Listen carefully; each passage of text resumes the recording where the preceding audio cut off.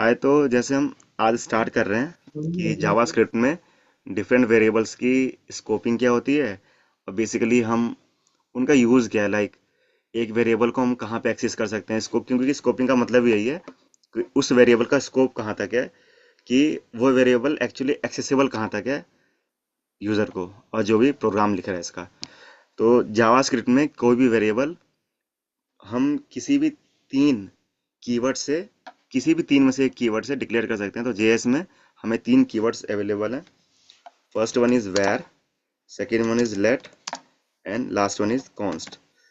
सो actually था क्या, जब जेएस बनी थी स्टार्टिंग में तो एक ही कीवर्ड हुआ करता था हमारे पास, जो कि था वेर। अब और जैसे ही जावास्क्रिप्ट क्या क्या है कि आगे आगे जाके वर्जन आते गए, तो जब ES6 वर्जन आया जेएस का, ES6, उसमें इंट्रोड्यूस हुए थे दो और कीवर्ड्स, एक लेट और एक कॉन्स्ट। तो अब क्वेश्चन आता है कि जब पहले एक था ही, तो बाकी दोनों की जरूरत क्यों पड़ गई। जब एक से काम चलिए तो बाकी दोनों को और जरूरत क्या पड़ी, हम नहीं लाते कुछ और फीचर्स इंक्लूड कर, जो कुछ नए फीचर्स तो इनके साथ भी आ जाएंगे ES6 में। तो इन दोनों को क्यों लाया, इन दोनों को लाने की जरूरत ही क्या थी, जबकि पहले हमारे पास, जब पहले से वेर था ही। तो क्योंकि वेर के कुछ ड्रॉबैक्स भी हैं और इसके एडवांटेजेस भी हैं। तो लाइक उन ड्रॉबैक्स की वजह से ही हमें फर्दर टू मोर कीवर्ड्स लाने पड़ गए कि हाँ, अब वेर को थोड़ा, इसके कुछ ये फॉल बैक्स हैं, यहाँ ये फॉल कर रहा है, इन इन पर्टिकुलर प्रॉब्लम्स पे ये कुछ प्रॉब्लम क्रिएट कर रहा है सिचुएशन में, तो हमें इसे यूज़ नहीं करना चाहिए। तो वो प्रॉब्लम्स हैं क्या, पहले वो प्रॉब्लम डिस्कस कर लेते हैं, ताकि हमें फिर ये पता चलेगा कि एक्चुअली लेटर कॉन्स को लाने की ज़रूरत क्यों पड़ गई। जैसे कि वेर से पहले पहला फंडामेंटल प्रॉब्लम क्या है। जैसे मैंने एक वेरिएबल डिक्लेयर कर दिया, लेट सपोज कुछ भी, मैंने अभी एक स्ट्रिंग डिक्लेयर करी है ए, उसको वैर से डिक्लेयर डिक्लेयर किया इस ए स्ट्रिंग वेरिएबल को। अब इसमें प्रॉब्लम क्या है ना, एक तो प्रॉब्लम जो बेसिकली जो मेजर प्रॉब्लम है नहीं, क्या, कि मैं ए के अंदर दोबारा कुछ नई चीजें वो दोबारा इसे इनिशियलाइज कर सकता हूँ। जैसे है पहले, हमने पहले इनिशियलाइज करा है स्ट्रिंग से, मैं बाद में कोई नंबर डाल दूँ। तो खैर ये कोई बड़ी प्रॉब्लम तो है नहीं। बड़ी प्रॉब्लम है क्या, कि मैं ना दोबारा एक नया वैर बना सकता हूँ, इसी वेरिएबल को मैं दोबारा डिक्लेयर कर सकता हूँ। अब मैं जैसे पहले मैंने क्या बनाया था, वेर ए को स्ट्रिंग से, अब मैं वेर ए को नंबर से बना दिया। तो ये तो बहुत बड़ी प्रॉब्लम है। एक एक कोडिंग लैंग्वेज में, एक किसी प्रोग्रामिंग लैंग्वेज में एक बहुत बड़ी प्रॉब्लम देखी जाती है कि क्यों, जब आपने एक किसी भी वेरिएबल डिक्लेयर कर दिया है तो दोबारा उसे कैसे डिक्लेयर कर रहे हो। तो ये तो एक फंडामेंटल प्रॉब्लम हो गया। बाकी मेजरली यही प्रॉब्लम है, क्योंकि अगर मान लो कि बहुत बड़ा कोड बेस है, उसमें पहले ही लेट सपोज ये वेरिएबल डिक्लेयर हो चुका है, अब लेट सपोज 1000 लाइन बाद, 1000 लाइन में कोड लिख चुके हैं, उसके बाद दोबारा कोई बंदा ये आ गया, कोई नया प्रोग्राम आ गया उस कंपनी में, उसने एक नया इसी नाम से नया वेरिएबल डिक्लेयर कर दिया। तो अगर ऐसे चलता रहा तो ये तो एरर फेंकेगा नहीं इसे, तो ये चीज़ चल जाएगी, जबकि एरर देना चाहिए था। तो इसलिए ये कुछ प्रॉब्लम्स के चलते हुए हमें आगे जाके वेर को, होते हुए भी वेर के, हमें दो और कीवर्ड्स इंट्रोड्यूस करना पड़ेगा, एक लेट और एक कॉन्स्ट। अब इन दोनों के यूज केस समझते हैं, फिर बाद में तीनों विजन डिफरेंसेस देखेंगे कि क्या क्या तीनों विजन डिफरेंसेस हैं और कहाँ यूज करना चाहिए या नहीं करना चाहिए, वो देखते हैं। तो पहला यूज केस है लेट का। जैसे मैंने लेट से कोई डिक्लेयर करा है एक ए वेरिएबल, उसके अंदर मैंने स्टोर करी एक स्ट्रिंग, ठीक है। अब दूसरी चीज, पहली चीज वेर में क्या थी, जो कि एक्चुअली प्रॉब्लम नहीं, जो कि इसमें भी कर सकते हैं, क्यों क्या, कि एक तो मैंने डिक्लेयर कर दिया है, लेकिन मैं री इनिशियलाइज कर सकता हूँ इसे किसी और ने डेटा टाइप से। जैसे पहले इसमें स्ट्रिंग स्टोर था, अब मैं स्टोर कर दूंगा 12। तो खैर ये तो कोई प्रॉब्लम है नहीं। तो इसने क्या प्रॉब्लम सॉल्व कर दी वेर की, कि अगर मैं दोबारा अगर ए से बनाना चाहूँ, दोबारा मैं ए को डिक्लेयर कर रहा हूँ, क्योंकि ये डिक्लेयर हो चुका है पहले से ही, अब मैं दोबारा डिक्लेयर करूँ तो अब ये एरर देगा। और पहले एरर देगा एक्चुअली, हाँ। और पहले वेर एरर नहीं दे रहा था। जैसे पहले जब हमने वेर बनाया था, वो देखो वो एरर नहीं देगा। अगर मैं वेर से करूं तो ये एरर नहीं देगा। तो ये तो सबसे बड़ा एक इसका इशू हो गया, कि एक कॉज हो गया कि हाँ, इसलिए मुझे वेर को छोड़ के और कुछ कीवर्ड्स इंट्रोड्यूस करने पड़ेंगे। तो हमने इंट्रोड्यूस किया आगे जाके, या जेएस जो भी जेएस के प्रोग्रामर्स हैं, उन्होंने इंट्रोड्यूस किया एक लेट और एक कॉन्स्ट। तो यहाँ तक समझ में आया, पहले यार कंफर्म करो यार पहले, यहाँ तक समझ में आया कि नहीं।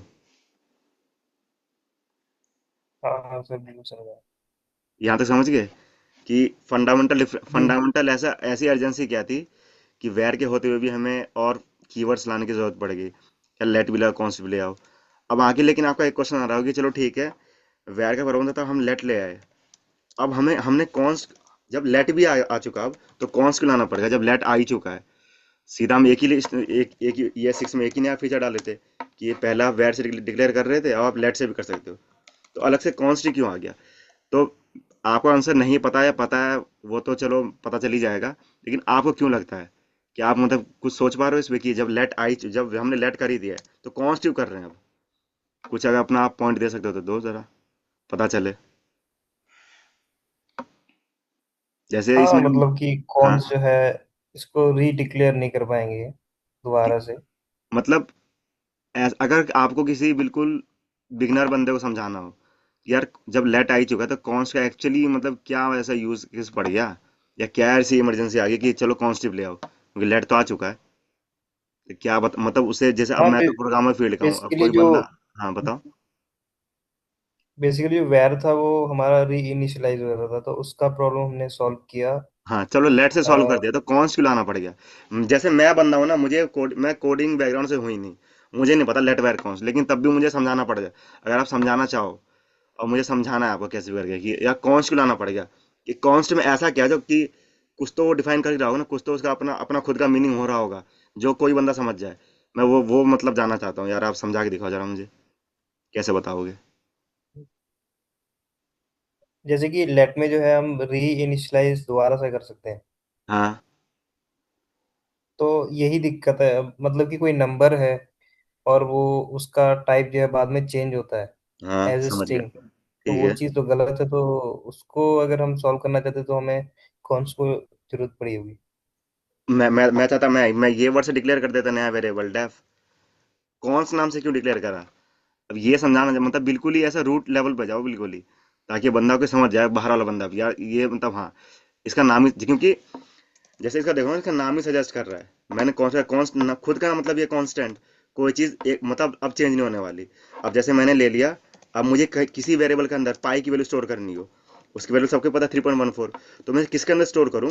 अगर मैं वेर के अंदर स्टोर कर देता इसे, कोई एक नया वेरिएबल बना के, सबके पता है भाई तू आगे जाके चेंज होने वाला है। या मैं लेट के अंदर स्टोर कर दूं, जैसे मान लो मैं लेट के अंदर स्टोर कर देता तो भी पता है सबको कि भाई तू इसकी वैल्यू बदल देगा। अभी तूने इसके अंदर ये करा है, तू आगे जाके कर देगा, ले बी इज इक्वल टू 2.00 कर देगा। ठीक है। तो मतलब बेसिक मतलब इसका रूट, बेसिक एक्चुअली का यूज केस क्या बना कि हम कॉन्स्ट कीवर्ड इसलिए लाए हैं, मुझे किसी भी चीज को अगर आगे किसी भी वेरिएबल की वैल्यू चेंज ही नहीं करनी, तो उसे हम डिक्लेयर करूंगा एक नए कीवर्ड से, नाम है उसका कॉन्स्ट। और इसका नाम कॉन्स्ट इसलिए रखा गया होगा क्योंकि हम सबको एक्चुअली उनका मतलब चलो उनका मतलब कुछ और ही हो, लेकिन हम एज अ यूजर, हम एज अ प्रोग्रामर तो यही समझेंगे ना, यार कॉन्स्ट मतलब कॉन्स्टेंट होता है, और मतलब भी इसका ये निकल के आ रहा है कि हम उसके आगे डिक्लेयर नहीं कर अच्छा सकते। मतलब जो है अगर हम जिसको चेंज नहीं करना चाहते हाँ हैं इन जिसको चेंज फ्यूचर ही नहीं कर कोई सकते, प्रोग्राम में, तो मतलब वो आगे उसको जाके कर कोई सकते बंदा चेंज करना भी चाहे ना अगर, तो एरर देगा, वो भी चेक कर लेते हैं अभी हम। जैसे मान लो एक बंदे ने ऐसा कर दिया बहुत मान लो ये कोड में 100-200 पन्ने हैं, पहले पन्ने में ये लिखा हुआ है 200 वाले पन्ने पे जाएगा, वो ऐसा करना चाहेगा अगर कि यार ANKIT, तो उसे क्या एरर दे, और सारे पेजेस लिंक होंगे, तो ये एरर दे देगा ऐसे कि भाई जब तूने डिक्लेयर कर दिया तो दोबारा रीअसाइनिंग क्यों कर रहा है, जब कौन सा वेरिएबल है वैल्यू चेंज होनी नहीं है, तू चेंज कर रहा है। तो बेसिक डिफरेंस पता चल गया ना तीनों के बीच में। ओके ओके, हाँ मेरे को समझ आ गया बहुत अच्छे से। देखो अब तो ये बेसिक डिफरेंस, ये बिल्कुल बेसिक डिफरेंस है कि क्यों, अब मेन डिफरेंस तो अभी हम देखेंगे।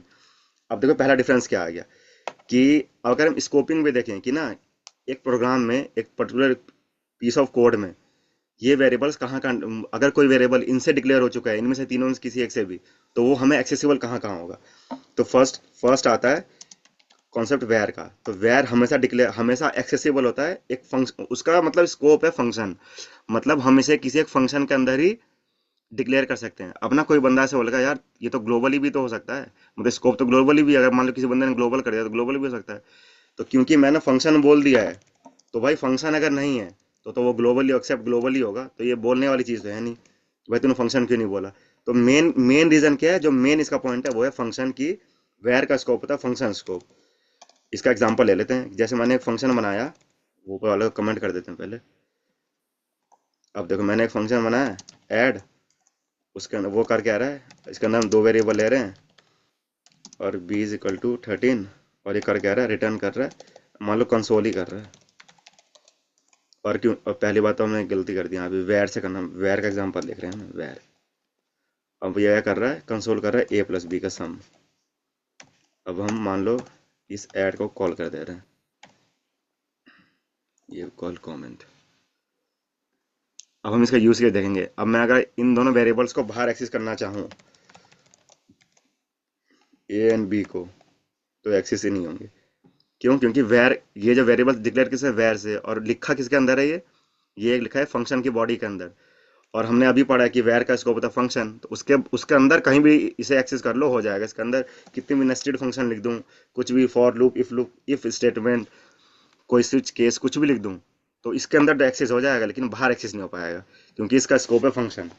और फंक्शन है तो इसके अलावा ये ग्लोबल तो होगा ही, ग्लोबल तो सभी होते हैं, जिसको मैं ग्लोबल ही कर दूं वो तो पूरे कोड में एक्सेसिबल है, चाहे वो कॉन्स्ट क्यों ना हो, लेट क्यों ना, यू क्यों ना हो। तो पहला एग्जांपल हो गया हमारा फंक्शन वेर का। हमने यूज केस देख लिया कि वेर का स्कोप कहाँ तक है, या वेर की स्कोपिंग क्या है। अब दूसरी दूसरी टर्न आती है लेट की। तो लेट हमेशा हमें एक्सेसिबल होता है, या लेट का स्कोप होता है हमेशा ब्लॉक, मतलब कि वो किसी भी कर्ली ब्रैकेट के अंदर अंदर एक्सेसिबल है।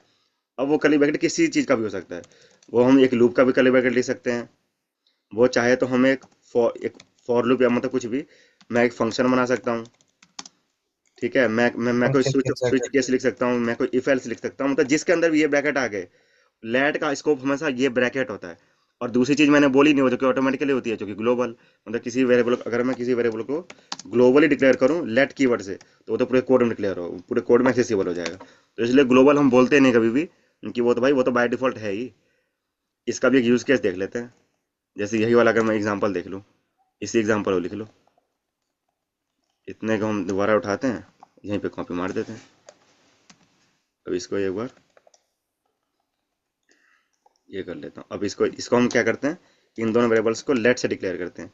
सिमिलरली चीजें काम तो करेगा भी, और एक बार एक्सेस भी करके देखते हैं इसे, ए कॉमा बी, क्योंकि इसके अंदर डिक्लेयर है। अब पहला पहला अनएक्सपेक्टेड टोकन, अच्छा हाँ, ये तो इसकी स्कोपिंग है ना, इसको पहले कर देते हैं कमेंट। अब देखो इसका सोल्यूशन तो आ गया, लेकिन बाहर क्या बोल रहा है ये, क्योंकि लेट का स्कोप होता है ब्लॉक स्कोप, तो इस ब्लॉक के अंदर तो एक्सेसिबल है ये। जैसे हम ये लाइन में यहाँ लिख दूँ तो एक्सेसिबल हो जाएगा, नीचे वाला लाइन। लेकिन बाहर इसलिए नहीं हुआ क्योंकि ये हम इसके स्कोप से बाहर एक्सेस करना चाह रहे हैं, जो कि हम अलाउड ही नहीं है। तो यहाँ तो दे देगा लेकिन बाहर नहीं देगा। तो लेट का हमें पता चल गया। अब इसे अब सेम तो चीज लेट और देखो। कौन जो तो कोड लिखा आपने वो तो सिमिलर लग रहा है। किसके लिए, लेटर वेयर के लिए।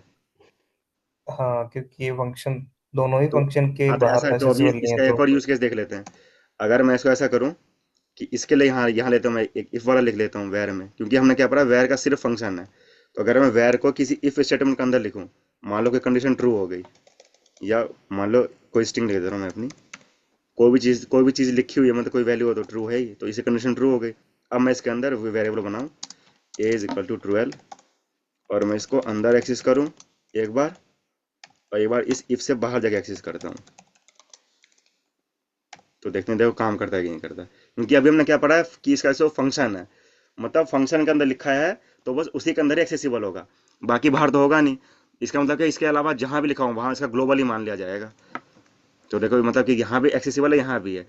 अगर मैं यही चीज इसके साथ करूँ, क्या नाम है, इफ के ये लेट के साथ, तो लेट के साथ देखो ये चीज नहीं होगी। इसे कॉपी कर लेते हैं एक बार, इसे कमेंट कर दे रहा हूँ, और यही चीज को हाँ यहीं पे कर लेते हैं हम। अगर मैं यही चीज लेट के साथ करता, तो हमने अभी क्या पढ़ा है कि लेट का स्कोप होता है ब्लॉक स्कोप, मतलब जिस ब्लॉक के अंदर लिखा है उसके अंदर एक्सेसिबल है, बाहर नहीं है। तो अंदर वाला ए तो प्रिंट होगा लेकिन बाहर नहीं होगा, क्यों, बाहर में एक्सेसिबल ही नहीं है, तो वो उसके स्कोप से बाहर एक्सेस कर रहे हैं, तो वो हमें एरर दे दिया। तो एक मेन डिफरेंस मिल गया ना अभी। वो तो मैंने ऐसे लिखा था ताकि आपको लग जाए कि हम स्कोपिंग का, हाँ मतलब ये इसका फंक्शन हो गया, इसके लिए हमने इफ का ले लिया अलग से। हाँ, वो अपनी सिमिलर एग्जांपल हाँ लगाई तो वो थोड़ा सिमिलर सा लग रहा था, दिक्कत है। वो सही है, वो पॉइंट सही था आपका। अब तीसरा आ गया, तीसरा है कॉन्स्ट, क्योंकि कॉन्स्ट और लेट एक ही साथ ही आए थे, मतलब ES6 में दोनों इंट्रोड्यूस किए गए थे, तो दोनों के स्कोपिंग का कॉन्सेप्ट पूरा ही सेम ही है। मेन डिफरेंस इन दोनों में, मतलब बेसिक यही है कि कॉन्स्ट में हम रीअसाइनिंग नहीं कर सकते, उसमें रीअसाइनिंग कर पा रहे हैं। तो आई होप आपको इतना ये बेसिक सा कॉन्सेप्ट समझ में आ गया होगा, जिसमें लोग ज़्यादातर कंफ्यूज भी होते हैं। हाँ सर, हाँ बिल्कुल समझ आया। ठीक है, तो यार आज इतना ही रखते हैं, बाकी हम कल देखेंगे इसमें कुछ और ऐड वगैरह करना हो। अभी तो वैसे इसमें काफ़ी चीज़ें बची हुई हैं, मेजर मेजर चीज़ें बची हुई हैं। जैसे कि एक कॉन्सेप्ट होता है जेएस में कि होस्टिंग, लाइक बिना वेरिएबल को डिक्लेयर करे आप यूज कर रहे हो। तो ये भी एक बहुत बड़ा डिफरेंस है इनके अंदर। तो ये हम बाद में देखेंगे, कल की क्लास में देखते हैं, सही, ठीक है। बाय।